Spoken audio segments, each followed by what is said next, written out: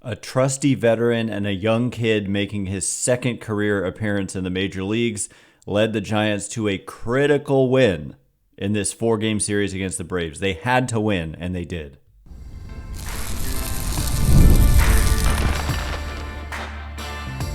You are Locked On Giants, your daily San Francisco Giants podcast. Part of the Locked On Podcast Network, your team every day. Hello and welcome to Locked On Giants, part of the Locked On Podcast Network, where it's your team every day. My name is Ben Kaspick, and on this show we provide daily episodes Monday through Friday talking about the San Francisco Giants in a way that's data-driven and rational, but also simple, passionate, and accessible to all. I'm a former contributor for the baseball statistics and analysis websites Beyond the Box Score and Rotographs. I've been podcasting about the Giants since 2015, been hosting this show for over 5 years, and I'm a lifelong Giants fan. Thank you for making Locked On Giants your first listen every day. We're free and available wherever you get your podcasts, including YouTube, so check us out there if you have not already, and please hit that subscribe button wherever it is that you're following the show. Today's episode is brought to you by Game Time. Download the Game Time app, create an account, and use code LOCKEDONMLB for $20 off your first purchase. Terms apply. And coming up on today's show, Giants needed to win after losing the first 3 games of what I called before this series a pivotal game, 4-game series against the Braves, the team that the Giants were directly and are directly chasing in the wild card standings, and it was a make or break series, and if you got swept you would be 5.5 back, and losing 3 out of 4 is bad enough, but it leaves them in a position where they're not like completely in a hole. 3.5 back is where they stand after losing 3 out of 4, but it's like a 2-game swing, right? 3.5 versus 5.5 there in the finale, and 5.5 back with, they've played 124 games, so there's really not that much season left here. We're just we're just a month and a half away from the season being over.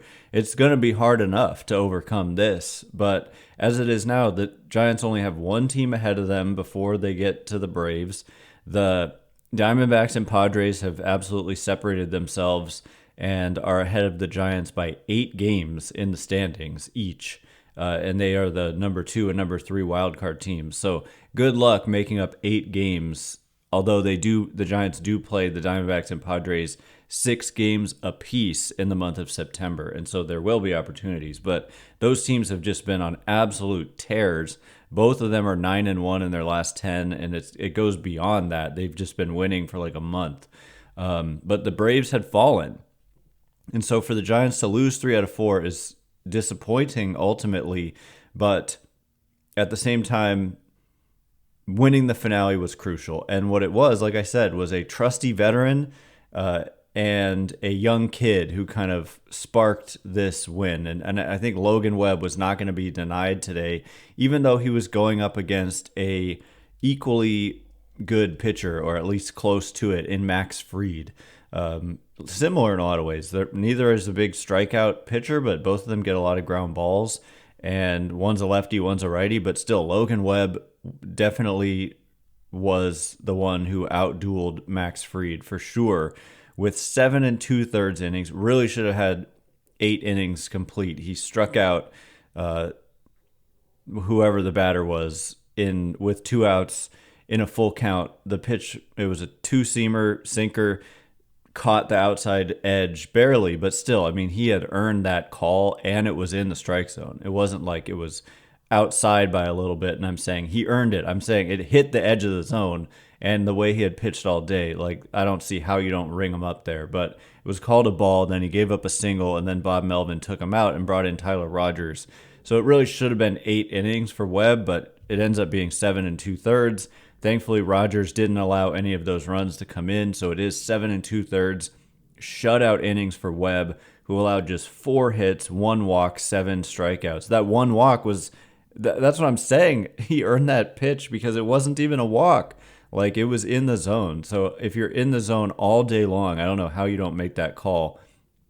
Dan Asanya's zone wasn't great, but the Braves had no extra base hits in this game, only singles. 4 singles allowed by Logan Webb. And again, one of them shouldn't have happened. It should have been no walks and 3 hits and 8 innings. So anyway, and it should have been 8 strikeouts and not 7. I'm saying shoulda, but that's not the way the cookie crumbled. But thankfully, Tyler Rogers was able to get out of it. So if those 2 runs scored or something, it would have just felt really unfair to Webb. And anyway, the Giants won this game 6-0. And so Webb, it was just a big league stop job, as Mike Krukow likes to say. And yeah, on the season now, 3.17 ERA. He had this little blip of struggles, around the All-Star break, including in the All-Star game. But outside of that, he's been fantastic, and he's been fantastic over his last several starts. And he's now thrown 164 2/3 innings. That leads the major leagues now. Seth Lugo was ahead of Logan Webb. I don't know if Seth Lugo's pitching today, or perhaps has even already pitched today. I don't know. I don't think the Royals even play. There's a lot of teams that are off today. So yeah, Webb is leading the major leagues in innings pitched. He led the major leagues in innings pitched last year, and he has a 3.17 ERA. So he's going to get Cy Young votes again unless he completely collapses down the stretch. 2.81 fielding independent pitching. Home runs per 9 is minuscule at 0.38. That's probably the lowest in the sport. Let's check, among pitchers that are qualified. I'm going to guess that that's the lowest in the sport. It is not. It is second best. Christopher Sanchez of the Phillies at 0.27 and Logan Webb at 0.38. So it's close, but second best, in baseball in that category. So keeping the ball on the ground and just no runs allowed against a Braves team that had just put up, 12 runs the night before against the Giants. So when they absolutely needed at most 13 runs, I stand corrected. Tried to block that game out of my memory as best I could, move on as quickly as possible. And then a young kid in Grant McCray, who we'll get into later about the move to call him up and what he brings to the table. But he debuted in the 13-2 loss on Wednesday night. Robbie Ray having a really tough start there. Didn't make it out of the first inning. Braves got 5 runs on 1 hit in that first inning. So that just goes to show you, don't walk people, don't hit people, because free base runners are free base runners, and you don't give yourself a chance to defend when you're hitting guys and walking guys. And they got 1 hit and 5 runs out of that first inning against Robbie Ray. So anyway, I just thought, we went into yesterday's show. The kind of lead that I gave was that I thought they had to win the next 2. But then I went on, and if you do listen to the first segment of yesterday's show, I say that actually, now that I think of it, they really just need to win. They need to win 1. 2 would obviously be better, and it would secure the tiebreaker. And it's a big deal that they did not secure the tiebreaker, because now you essentially lose another game against Atlanta. Like, you're 3.5 back, but a tie does you no good if it comes down to you and the Braves. But it could be that some other team, it could be that the Mets pass the Braves, and then it's the Giants versus the Mets if the Giants make a run at a playoff spot. And with this many games left and being only 3.5 back, they're far from out of the race. They're certainly in it.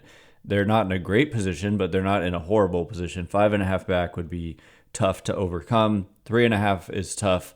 1 more win and they would have been 1.5. That's the thing, is each game is a 2-game swing there. And because the other team loses and you win. But isn't that just 1 game picked up? No, they would have been 1.5 back. The math escapes me at the moment. But anyway, crucial win, much needed. They got contributions from, like I said, McCray. Logan Webb was great, and other homers as well. Casey Schmidt hit a big home run. Elliot Ramos doubled. Matt Chapman doubled. They just were in command from start to finish. 10 hits for the Giants, 4 for the Braves. Giants had 2 doubles and 2 homers. Braves had no extra base hits. Giants drew 3 walks. Braves drew just 1. And Giants didn't do great with runners in scoring position. Again, another example where you don't have to do great in that category, and they scored 5 runs, or 6 runs, excuse me, and they were only 3 for 11 with runners in scoring position. So another example that you don't have to do great in that category to score runs. Anyway, coming up in just a minute, we will get more into the race and Grant McCray getting called up to this roster, why they did it, and who they sent down, injury updates, and much more. So we'll get into all of that in just a minute. And before we do, today's episode of Locked On Giants is brought to you in part by Game Time. I love going to Giants games on the road in the summer. It's one of my favorite things to do. I've been doing it for years. And of course, I need to buy tickets. And Game Time is an authorized ticket marketplace of Major League Baseball, which makes getting tickets faster and easier. Prices on the Game Time app actually go down the closer it gets to first pitch, with killer last-minute deals, all-in prices, views from your seat, and their lowest price guarantee. Game Time takes the guesswork out of buying MLB tickets. My favorite thing is the Game Time guarantee, which means if you find tickets in the same section and row for less, Game Time will credit you 110% of the difference, so you never have to worry about that. Take the guesswork out of buying MLB tickets with Game Time. Download the Game Time app, create an account, and use code LOCKEDONMLB for $20 off your first purchase. Terms apply. Again, create an account and redeem code LOCKEDONMLB for $20 off. Download Game Time today. Last minute tickets, lowest price guaranteed.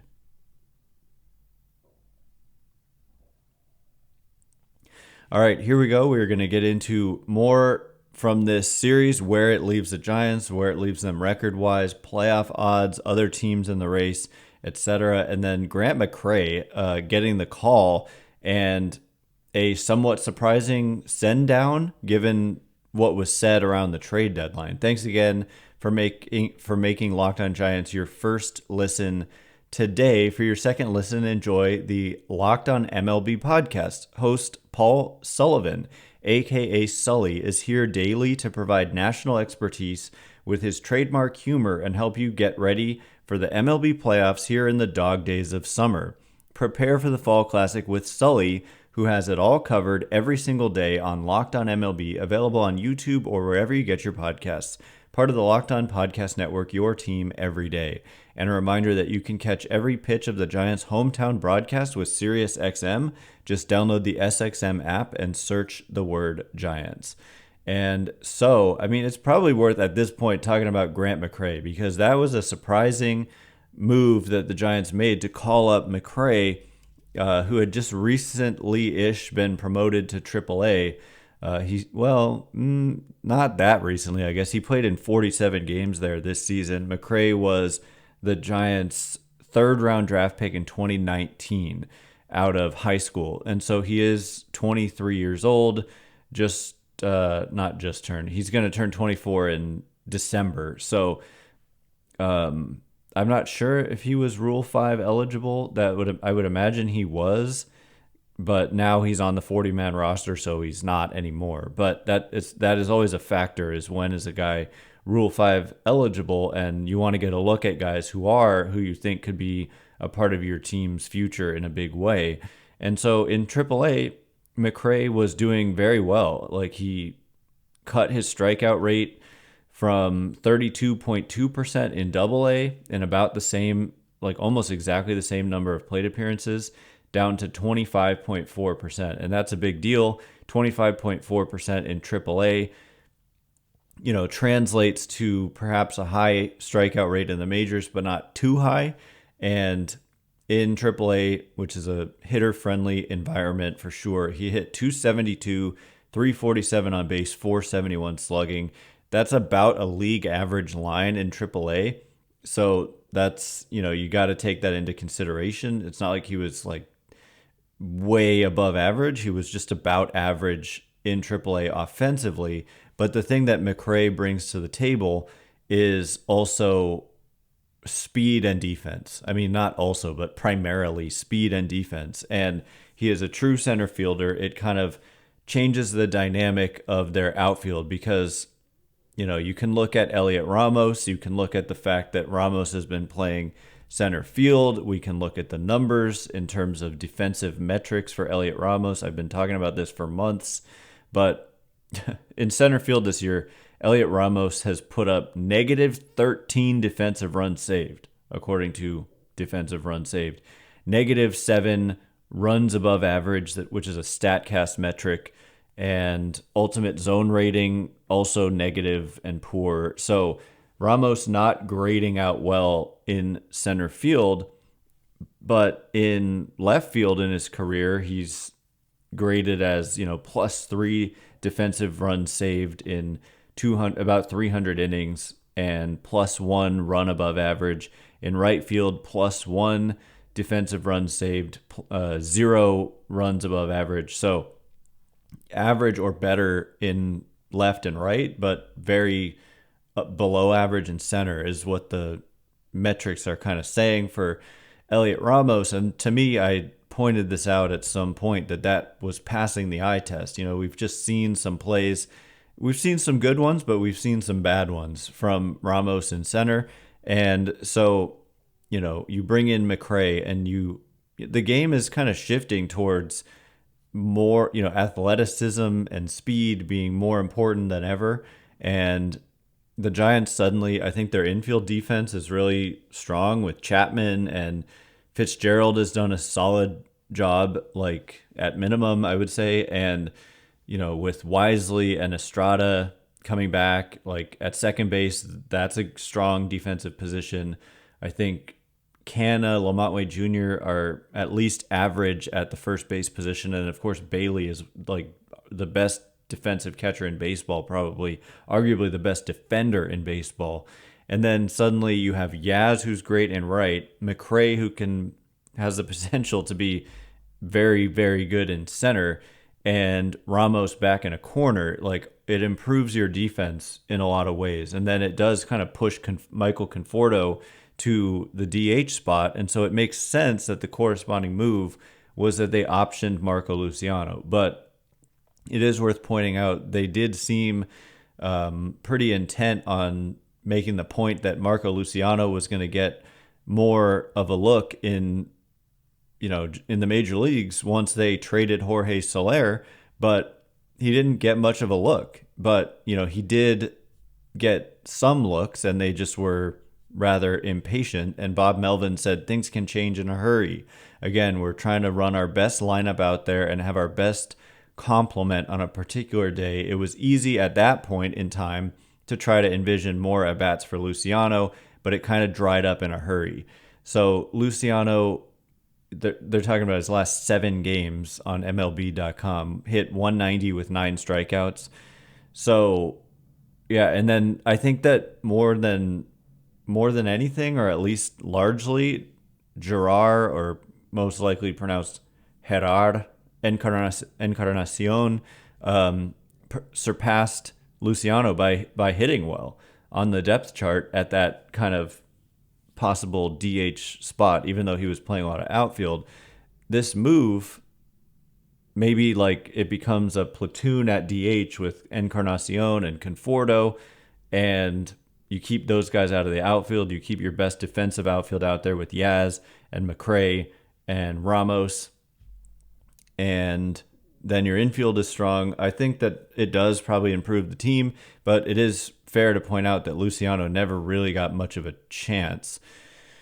And yeah, I mean, Farhan Zaidi said when they traded Soler and that it would open up at bats for Luciano, he said, "This season for us really has been about some breakthroughs by young players. Oftentimes those breakthroughs don't happen until you give a guy a real opportunity." Well, I would definitely say Luciano did not get a real opportunity here since the trade deadline. He had 21 at-bats, and we're talking like 2+ weeks since the deadline.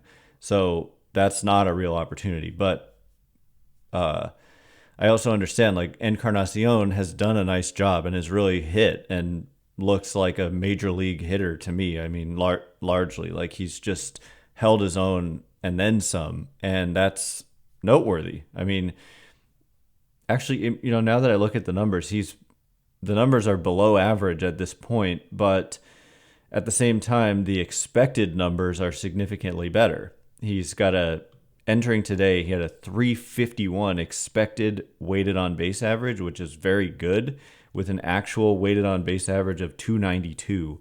And today he did play and he went 1 for 4 with 2 strikeouts. And so, I don't know. I just think the quality of the at-bats has been pretty strong for Encarnacion. There is a little bit of chase, a little bit of swing and miss, a little bit of strikeout, but at the same time, he's hit pretty well and is a dangerous presence in there. And I would imagine if there's a platoon situation with Conforto and Encarnacion or something at the DH spot, and you can rotate guys in there too. Mark Canha can DH. Lamont Wade Jr. can play first. Like there's kind of flexibility there, but it is fair to point out, like, why did Luciano not really get a shot? And he was just like rotting on the bench, and it did make sense to send him down if you weren't going to play him, because he should be playing. He's a young player, and certainly not someone who should just be sitting on your bench and not playing at all. So anyway, more about Grant McCray. And also we'll take one last look at the standings as they stand today. There was another game that was of importance to the Giants today, and we'll let you know how that one went. But what exactly are the Giants getting in Grant McCray? We'll go into more details about his game today in just a minute. Quotes from McCray too, and from the Giants about his game in just a minute. And before we get into it, today's episode of Locked On Giants is brought to you in part by Prize Picks. Prize Picks is America's #1 daily fantasy sports app with over 5 million active members, myself included. Prize Picks is the easiest and most exciting way to play daily fantasy sports. Unlike other apps on Prize Picks, it's just you against the numbers. All you do is pick more or less on 2 to 6 player stat projections and watch the winnings roll in. Get in on the action daily with your friends and become part of the Prize Picks community today. If you're looking for promotions, Prize Picks has got you covered every week, from lowering select players' stats projections on Tuesdays to help your lineup hit, which I've taken advantage many Tuesdays, to getting your entry fees back if you have a losing lineup on Fridays. So that's coming up tomorrow. Also, Prize Picks is available in more than 30 states across the country, including California, Texas, and Georgia. So I've taken advantage, like I said, last Friday, Robbie Ray, more than 1.5 walks, that hit. Javier Baez, more than half a strikeout, that hit, and I was a winner. Download the Prize Picks app today and use code LOCKEDONMLB for a first deposit match up to $100. That's code all lowercase, by the way, LOCKEDONMLB on Prize Picks for a deposit match up to $100. Pick more, pick less, it's that easy. Today's episode of Locked On Giants is also brought to you in part by Liquid IV. Get hydrated with electrolytes, essential vitamins, and clinically tested nutrients from the #1 powdered hydration brand in America. Because baseball and summer go together like Liquid IV and indulgent hydration. The benefits are numerous, like staying hydrated while traveling, while going to summer festivals, or after a night out. Blast off with the iconic summer flavor of Popsicle Firecracker, a festive blend of citrus-fueled lemon lime, tart cherry, and raspberry flavors. You can find all your favorite flavors on their website, from acai berry and lemon lime to pina colada. Tear, pour, live more. 1 stick and 16 ounces of water hydrates better than water alone. Always non-GMO, vegan, gluten-free, dairy-free, and soy-free. No more thirsty summers when you indulge in hydration with Liquid IV. Get 20% off your first order of Liquid IV when you go to liquidiv.com and use code MLB at checkout. That's 20% off your first order when you shop Better Hydration today using promo code MLB at liquidiv.com.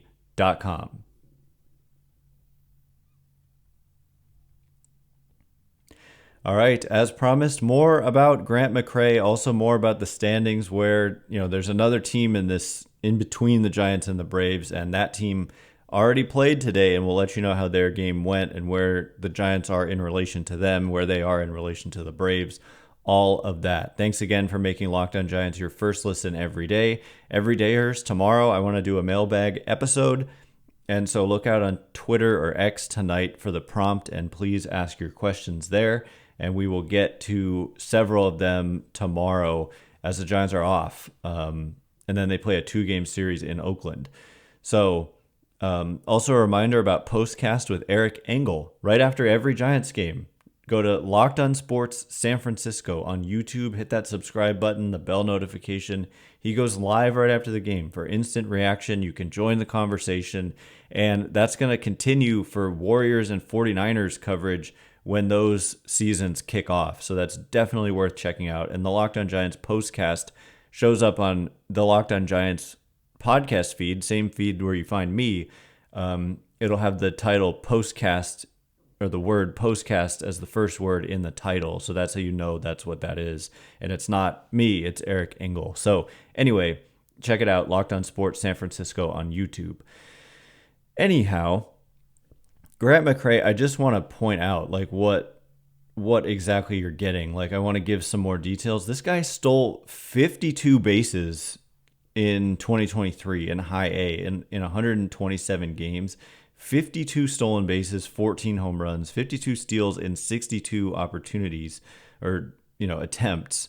This year, not running so much. He stole 6 bases in AA without being caught, 8 bases in AAA and was caught 3 times. So only 14 steals in 17 attempts this year. He stole 35 in low A in 2022 and 8 in high A in 2022. So that's 43 bases and was caught 10 times. So improved his success rate last year, but hasn't run as much this year. Interesting to see. I'm not exactly sure why, but the kind of scouting report on McCray, I'll just go straight to Fangraphs. He was ranked, this was earlier in the season. I think they've done a lot of places have done updated rankings, and McCray is up there in the Giants' top prospects lists. But prior to the season, McCray came in at number 8, and the scouting report was that he's a toolsy power speed threat whose lackluster hit tool will likely cause his offensive production to be streaky and limit him to a part-time role similar to Dodgers outfielder James Outman. McCray's uppercut style of swinging leaves him very vulnerable at the top of the strike zone, with his barrel breezing below a lot of pitches up there. His strikeout rate has typically hovered around the 30% mark. This is why I mentioned it was down to 25% in AAA. Blah, blah, blah. It's more substantial than Outman's was at the time. It would be surprising if he developed a better than a 30 grade hit tool. So that's not a very good report to read, not very optimistic, but they also add he's a very dangerous low ball pull side hitter. His style of swing should enable him to get to his power when he's making contact. Combine that with electric center field defense, and McCray should be a solid extra outfielder. He's getting his first taste of AA to start 2024. So like I said, this is an old report. Though he isn't necessarily young for the level, McCray was a multi-sport high schooler whose would-be first full season was squashed by the pandemic. His baseball acumen has always been a little bit behind for a player his age, but he's got deep body and skill projection into his mid-20s. So, interesting report. They give him a 60 grade on running, present and future, and 50 grade current on fielding, and 60 grade future. So those are well above average projections for running and fielding. And like I said, the stolen base, the athleticism, and Giants have also, Patrick Bailey was not considered a very good prospect, and neither was, there's somebody else who's recent, like Hayden Birdsong, who I know he's struggled recently, but he wasn't showing up on anybody's top prospects list. So I always take prospect reports with a grain of salt, and I just want to see them perform at the major league level. And Tyler Fitzgerald, there's another one. Where was he on anybody's top 100 lists? And let's read the preseason report on Fitzgerald and see if it says he's going to hit like Barry Bonds. Obviously we don't know if it's what Fitzgerald's career is going to look like at this point. It's too early. But I mean, I honestly want to even read the report just to give an example. He was ranked as the organization's number 26 prospect coming into the season with a hit tool of 30, which is right where they have McCray, power of 40, which is like average or a little below average, speed of 55. He's like one of the top runners in the sport. So yeah, again, take these with a grain of salt. I just want to read this for fun. Tyler Fitzgerald has hit an average of 20 homers annually since 2021 by utilizing a pull-heavy approach to contact. He doesn't quite have average raw power, but has still produced in-game power because of how focused his approach is. All of this actually ringing true, with a little bit due to the PCL offensive environment.